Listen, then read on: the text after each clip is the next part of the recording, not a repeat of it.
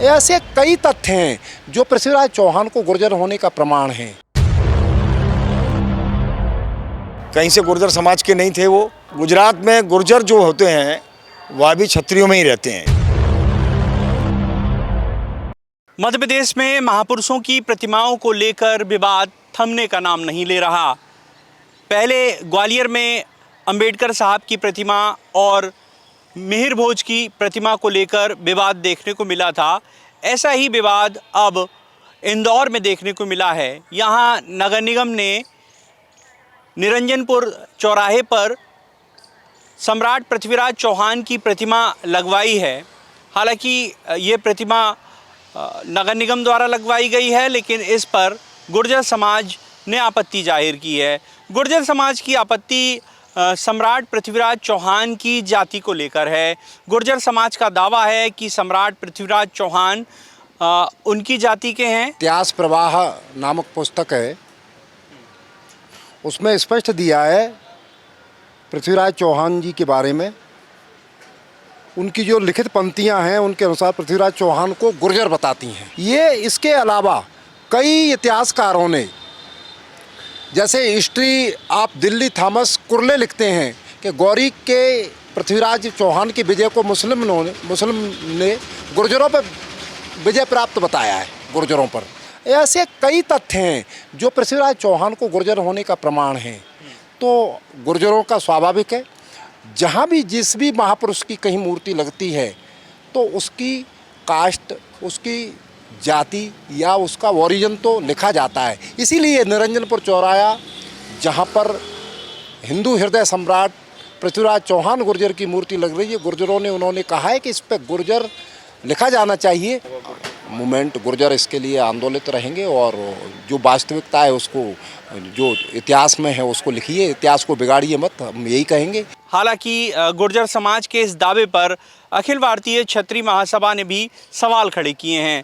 क्षत्रिय समाज के लोगों का सीधा कहना है कि सम्राट पृथ्वीराज चौहान क्षत्रिय राजवंश के हैं, यानी कि वे राजपूत क्षत्रिय समाज से आते हैं।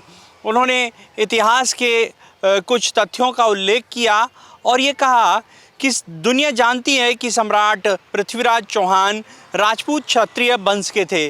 देखिए, कुछ जाति में कुछ नेता ऐसे हैं जो अपने आप को व्यक्तिगत तौर पर हाईलाइट करने के लिए कुछ भी विवाद उत्पन्न कर देते हैं, जबकि सच्चाई ये है कि मिहिर भोज प्रत्याहार जो थे वो भी क्षत्रिय थे, कहीं से गुर्जर समाज के नहीं थे वो।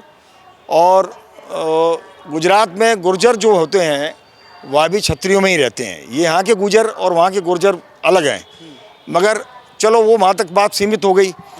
अब जहाँ तक आपने इसे कहा कि पृथ्वीराज चौहान के बारे में भी गुर्जर समाज ये कहता है कि वो हमारे समाज से थे, ये पूर्णतः असत्य है।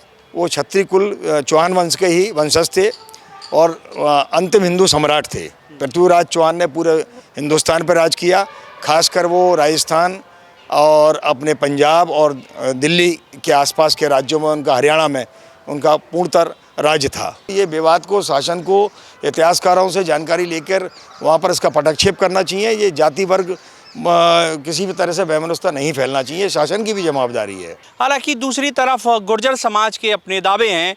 गुर्जर समाज भी कुछ इतिहासकारों का जिक्र करके सम्राट पृथ्वीराज चौहान को गुर्जर जाति का बता रहा है।